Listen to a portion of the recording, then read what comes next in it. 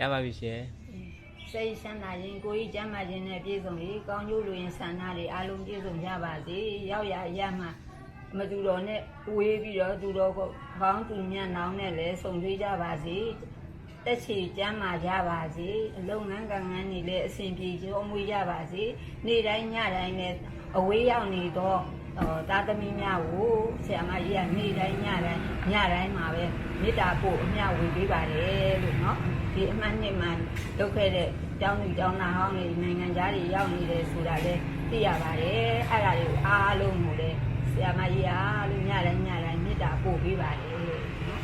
အဲ့ဒါကိုကျမ်းမာချမ်းသာကြပါလို့ငန်းငန်းနေအစဉ်ပြေကြပါစေအနေမျိုး96ပါပွားဝေးကြပါစေကာယောပါပိရိယလည်းကင်းရှင်းကြပါစေအားလုံးစိတ်ချမ်းသာကိုချမ်းသာနဲ့ကျမ်းမာနဲ့မြန်မာပြည်ကိုလည်းကောင်းကျိုးပြုနိုင်တဲ့သူတော်စင်သူတော်ကောင်းလေးတွေဖြစ်ကြပါစေရှင်မိလေးစုနဲ့အားလုံးပြပါ